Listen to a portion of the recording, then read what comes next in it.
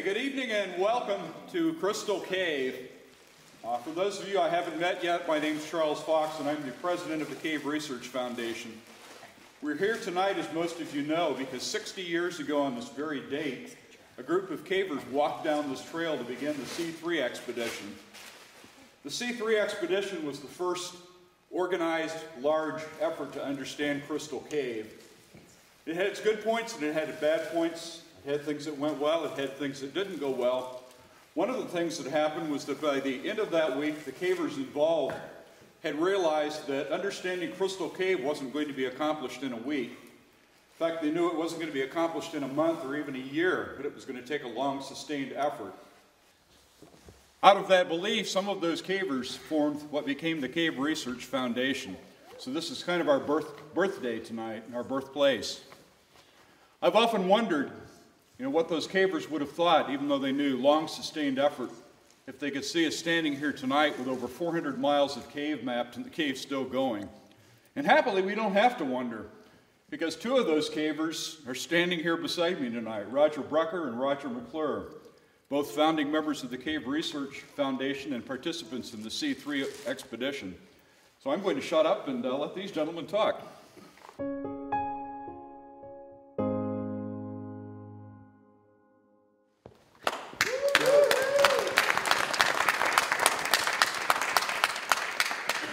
Now, there's one announcement that Charles didn't make that we need to do before we get any further on this. You're in the Floyd Collins Grand Canyon Amphitheater here, and there are 26 entrances out of this place.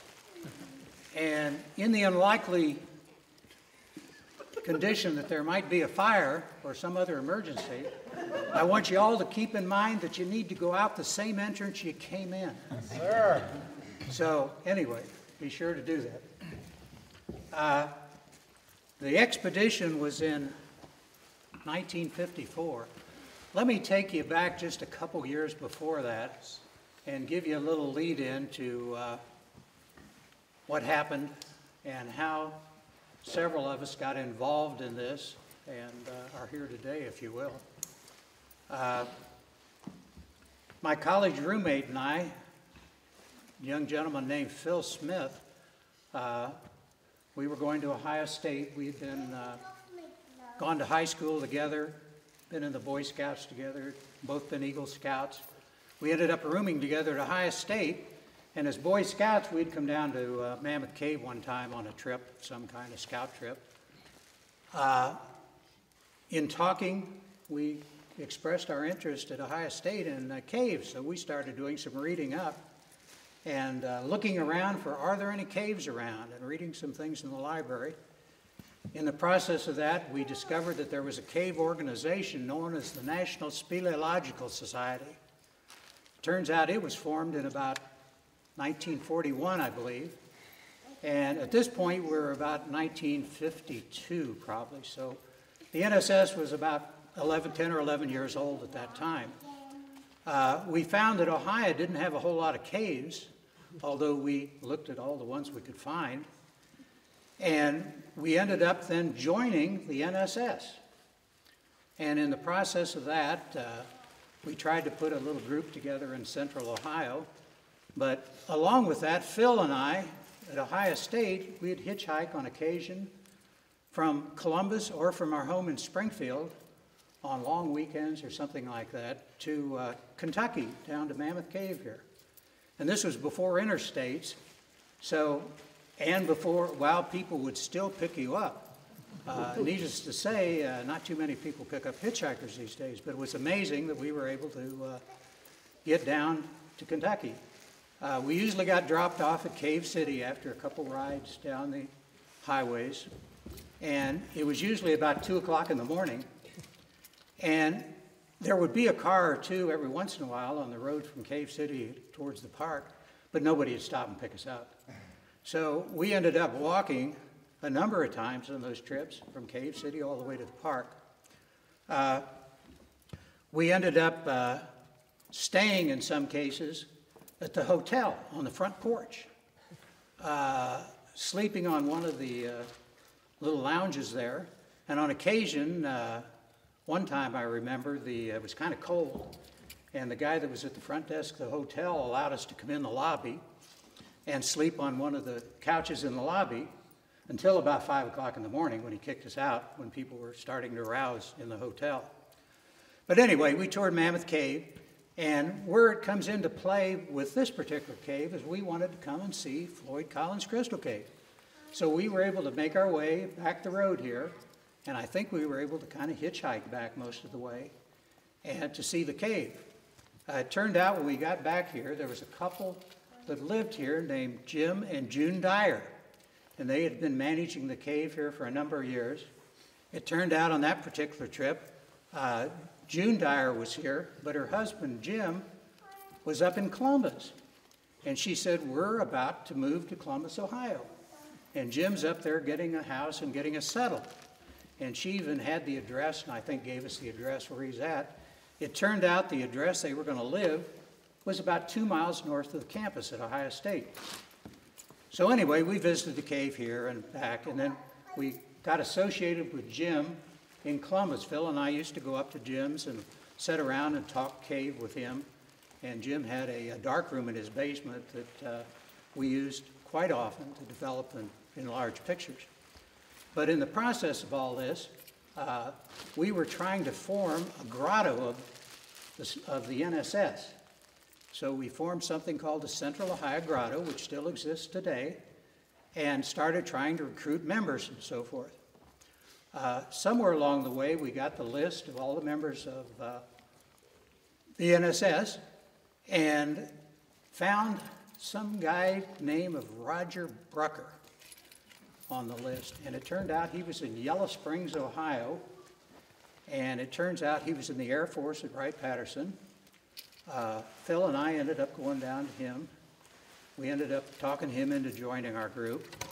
And we had ended up having a fairly good-sized little group of cavers in Central Ohio. But bringing us all back to Crystal Cave here was in the process of getting together with Jim Dyer on a regular basis. He was telling us all about Crystal Cave, the Floyd's Lost Passage, and all this type of thing.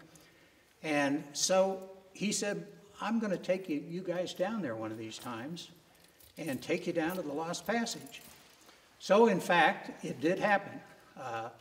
We did end up coming down here with Jim, and it was Phil, the other Roger, and myself.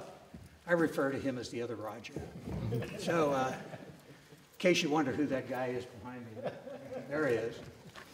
But anyway, we got down here, and it turned out that Jim was feeling kind of ill, so he didn't want to go in the cave.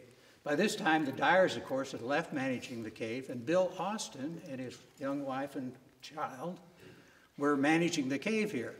Well, late that evening, Jim finally talked Bill Austin into taking these three guys on a trip into the cave. So we ended up on a rinky-dink trip through the cave. He just ran us to death through this place. But we all made it through and survived. And as a result of that, later, about a year later, the NSS had this big expedition planned here. Well, we thought, well, we'll apply for that expedition and see if they'll accept us. Well, they did accept us to be a part of the expedition, and I think probably the only reason they accepted us, because most of those NSS people at that time were big-time back east cavers, was that we had been in the cave and been to the Lost Passage. So sure enough, we were accepted and came to Kentucky as part of that expedition. Now, I'm going to turn it over to the other Roger at this point and let him tell you a little about that 3C expedition that took place 60 years ago, right here. Roger? Thank you.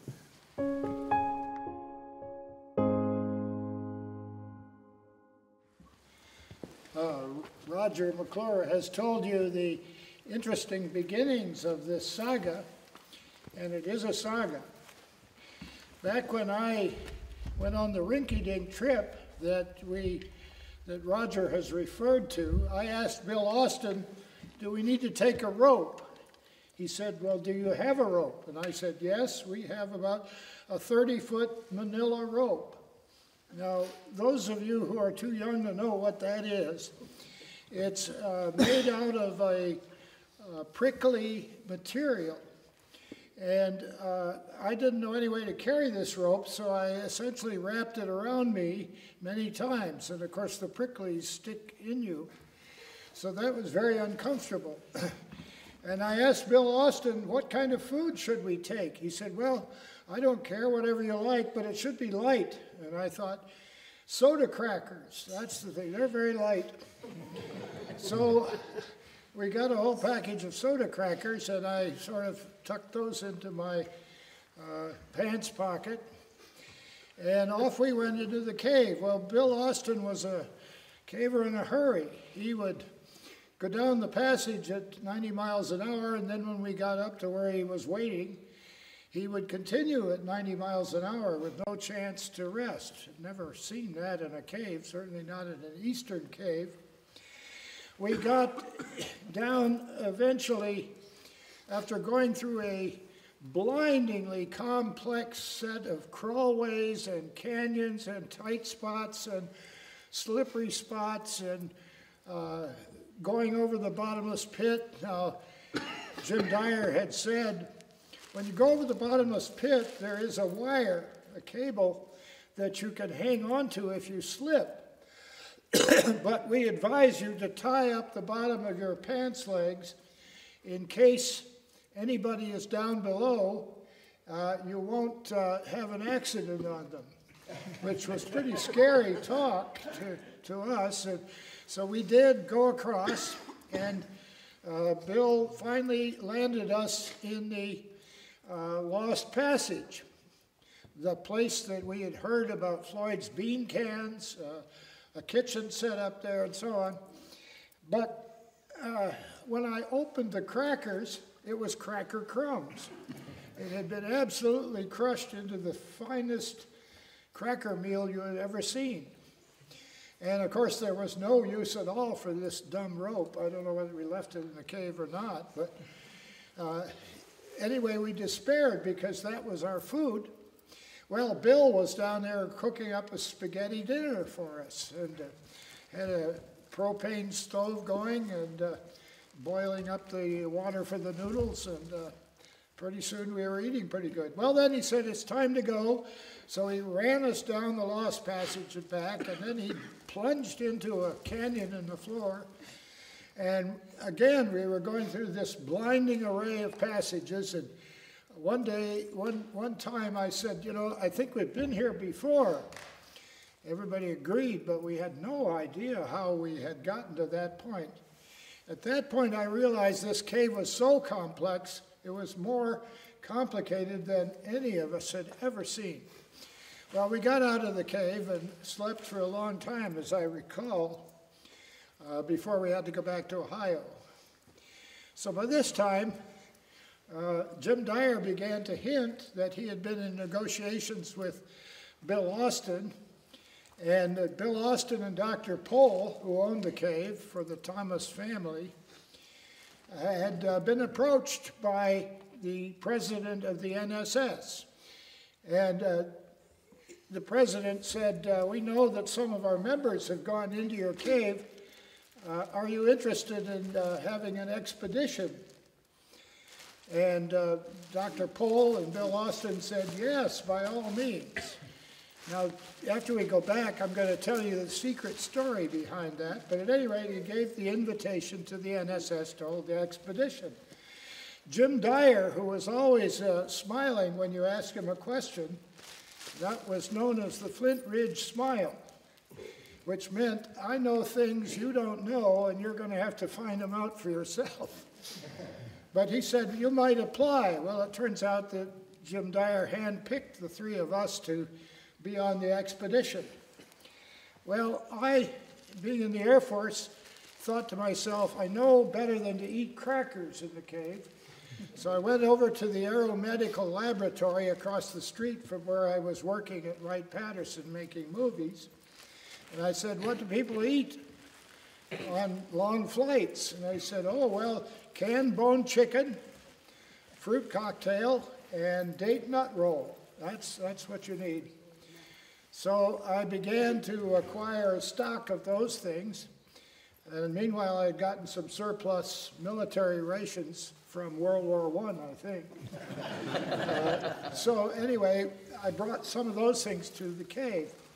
When we arrived in Kentucky in the middle of February, as we are now, the weather was balmy. It was certainly spring, and there was a tent city set up outside behind the Austin House.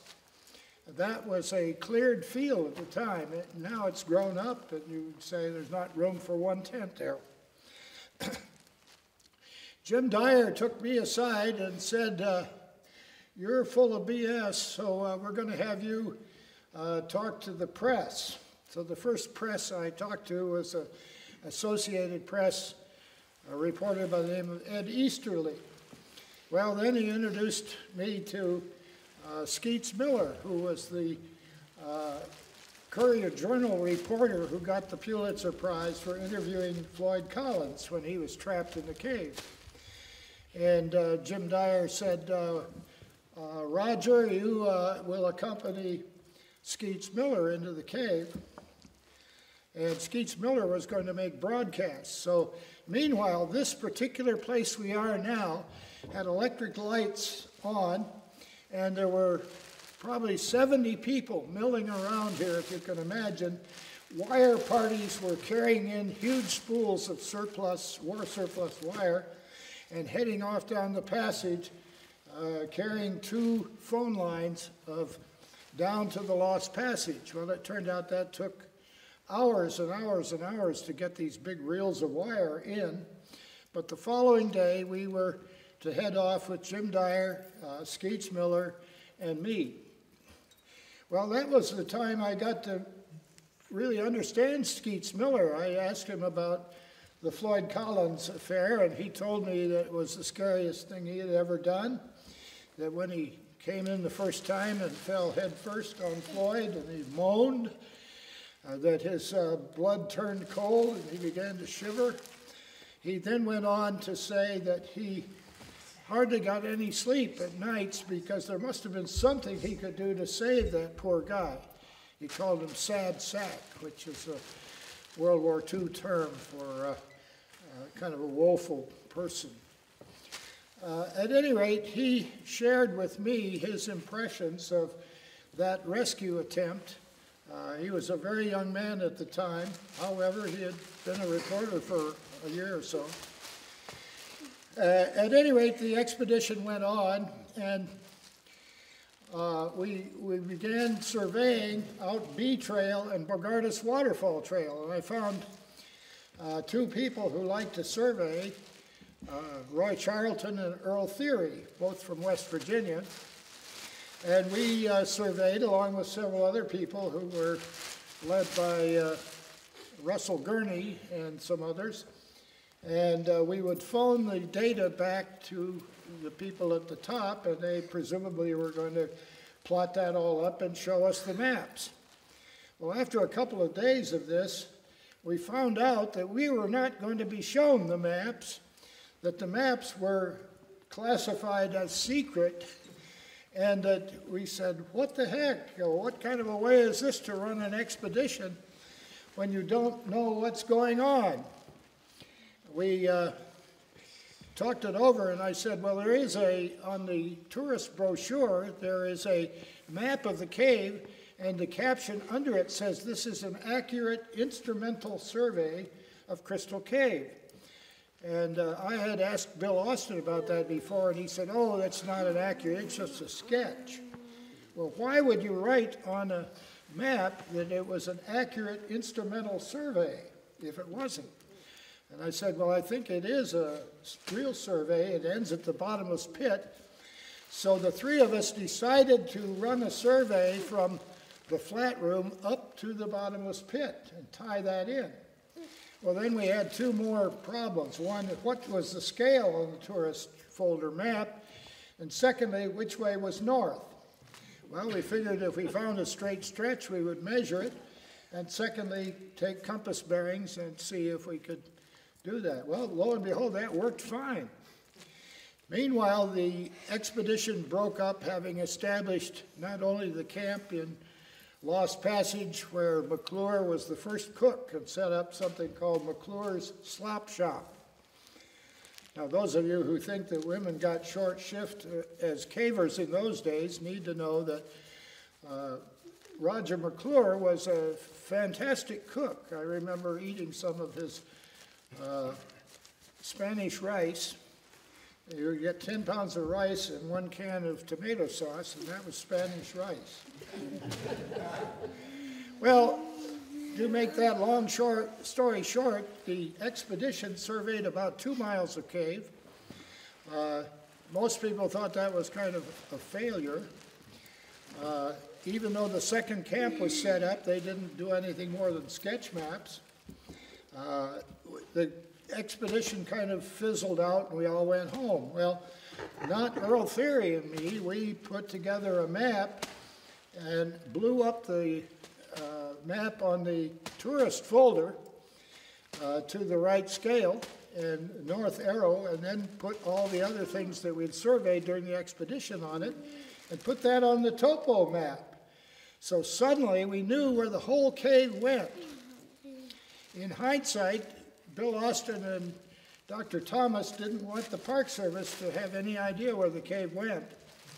Their motive was to keep the Park Service guessing that this cave was very, very large, and the expedition had proved that it was baffling and large and complex, and they thought they might get a better price when the Park Service bought out the inholding. When we put together the final composite map on the topography, we took it to Pittsburgh to the NSS convention in 1954, which was held in June or so. Bill Austin was at the convention. Jim Dyer was there. But we got Austin up in his room and we revealed this map for the first time. Bill Austin was furious. When he got mad, he didn't get mad. His jaw began to work, and you could tell that he was steaming inside. The only thing missing was steam coming out the ears. And finally he shook his head and he said, "Okay, you guys win." And at that point, he was very generous in allowing us to build a cabin, now called the Speely Hut, on the property with his blessing, and be clued in on most of some of the discoveries that we did. Well, there were still secrets, and we'll tell you about them later, but at any rate, that was the beginning. Phil Smith and I put together, and Joe Lawrence put together a paper on lessons we had learned from the C3 expedition.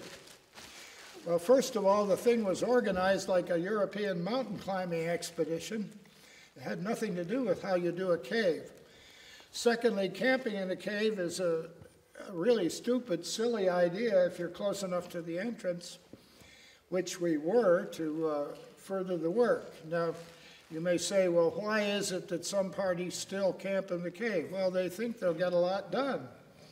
The fact is, carrying in all the stuff you need to camp is very strenuous, and so you end up with a lot of people who are very tired. They go out the next day and they get tired surveying, they come back and they have a place to camp, and then they leave the cave and have to carry out all the stuff. I remember going to Switzerland one time and looking up Professor Bergley, who was running a huge cave operation called Höhlach Höhle in Switzerland, and I was telling him in broken English, or in English, he spoke only broken English, about how we hated to camp in a cave and we didn't think it was a good idea. He said the only reason they camped in the cave was there was no other way to do it in that cave. Well, I understand that now. But among other things, we learned that laying all this wire, telephone wire, served only to hype the cave in terms of the radio broadcasts and television. The early days of television, there were a camera crew from Nashville who put on some black and white scenes of people passing over various places.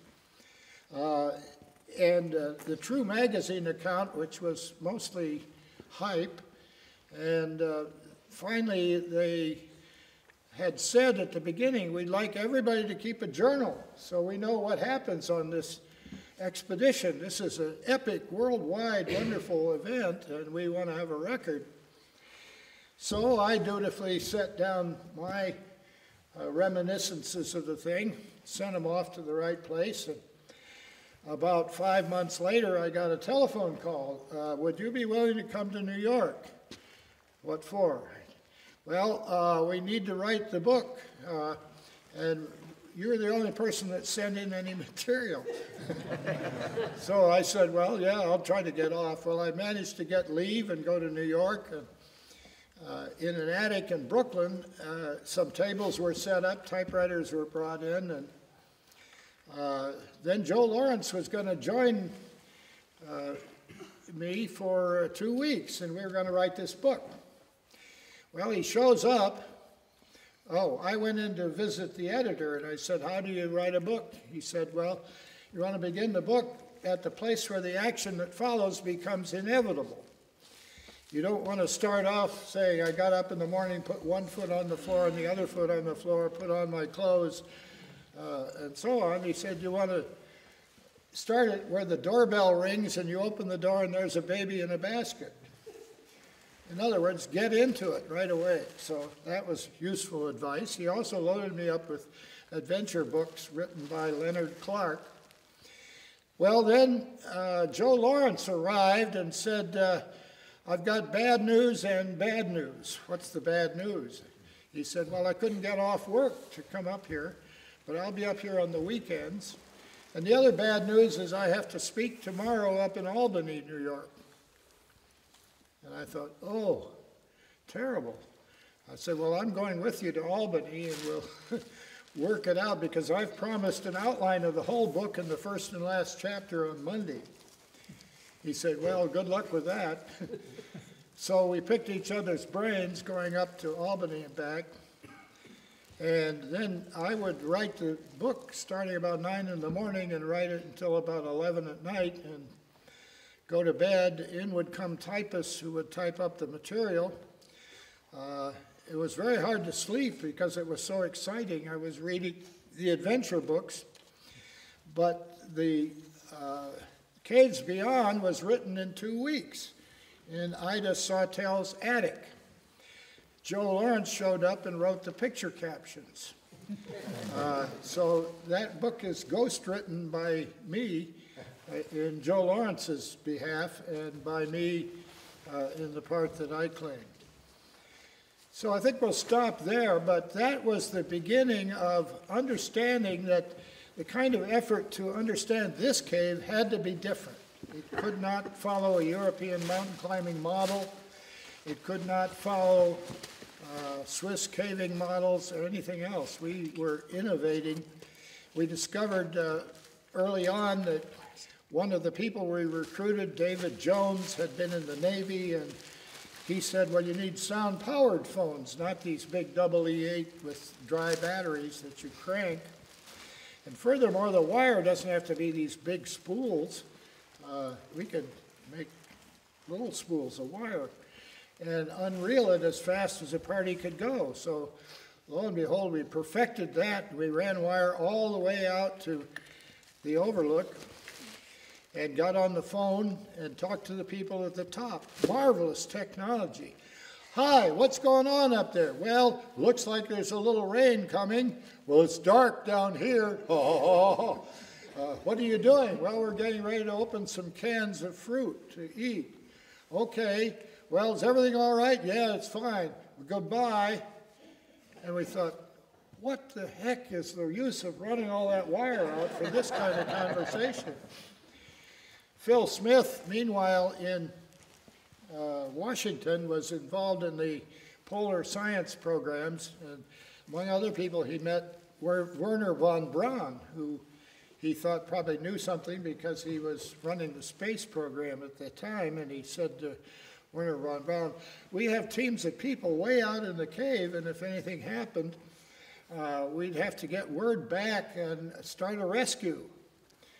And what do you think about that? And von Braun said, well, they put the lifeboats on the ship. And Smith, being pretty bright, immediately saw the point. You had to equip cave parties with resourceful leaders who could take charge and handle an emergency away from telephone help. So this was one of many, many innovations which came out of that.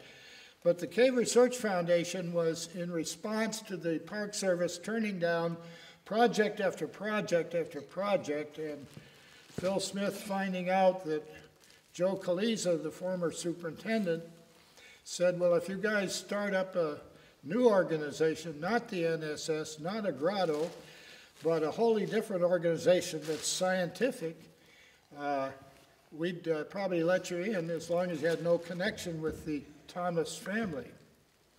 The cave has still not been sold. So we put together the Cave Research Foundation in Phil Smith's front porch in Springfield, Ohio, elected a board of directors, bylaws, and constitution. We became a nonprofit corporation and were recognized very rapidly by the Park Service. And that's when the Cave Research Foundation really came to life, and the input to the Cave Research Foundation has been by volunteers like each of you through time, who realize that this is an endeavor worth devoting part of your life to. That it's a cave that is very puzzling, very difficult, very tiring, and sometimes tedious, but it will yield to honest effort every once in a while. And of course, those every once in a whiles are wonderful jubilation days when those happen. That is, we get a connection. Joyce Huffmaster is able to crawl through from one cave to another, and we have another connection. And the story of this giant cave has been finding these connections, but the beginnings of that really start with the C3 expedition and an understanding that we needed to innovate to put together what you now have, 60 years of progressive discovery, exploration, and mapping of the largest cave. So I'll stop at that point and we'll answer any questions you may have.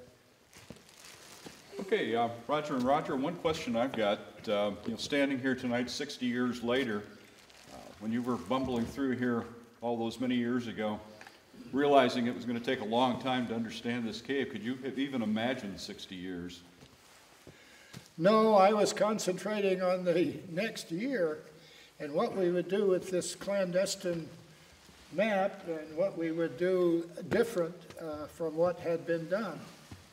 I think our general feeling was that most of the people in the expedition had no clue on how to run this kind of an operation. And while it was the height of naivete to say that we knew, we certainly had some better ideas, and those were the people we, Roger, Phil Smith, me, Burnell, Eamon, Dave Jones, and other people recruited to join this enterprise.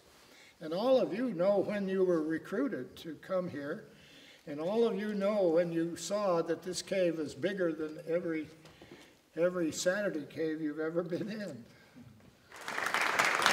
Okay, before we break and get a few pictures, I've thought a lot about how to close this session over the last couple of weeks. And as I've thought about it, I've kind of realized that nothing that I could say was really going to fit the occasion. And probably nothing I could say would really be appropriate for fitting the occasion. So I'd like to kind of conclude our time here before we take a few pictures by sharing with you some words from Roger Brucker from those many years ago, written in this book that changed my life, sitting and reading it in a high school library. I had no idea at the time, but here we are. So Roger wrote, "Few words were spoken. In sight he felt sad that the end had come, and the others reflected emptiness in their faces.